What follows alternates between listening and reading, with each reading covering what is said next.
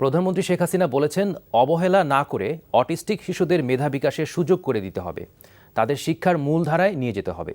সকালে বঙ্গবন্ধু আন্তর্জাতিক সম্মেলন কেন্দ্রে বিশ্ব অটিজম সচেতনতা দিবস উপলক্ষে এক অনুষ্ঠানে প্রধানমন্ত্রী কথা বলেন।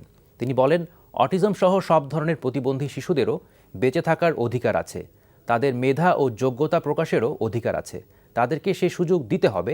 প্রতিবন্ধী শিশুদের সহায়তায় সরকারের নেওয়া উদ্যোগের কথা তুলে ধরে প্রধানমন্ত্রী বলেন, মা বাবাহীন অটিজম শিশুদের প্রতিপালনে বিশেষ কর্মসূচি হাতে নিয়েছে সরকার। প্রতিবন্ধী ব্যক্তিদের কাজের প্রতি একাগ্রতা থাকে অনেক বেশি, তাই অটিজম সহ সব প্রতিবন্ধীদের নিয়োগের জন্য বিভিন্ন সংস্থার প্রতি আহ্বান জানান প্রধানমন্ত্রী শেখ হাসিনা।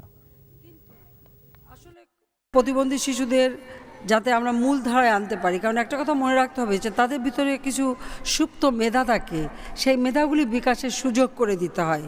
আর সেই লক্ষ্য নিয়েই ইতিমধ্যে আমরা যথেষ্ট কাজ করে যাচ্ছি।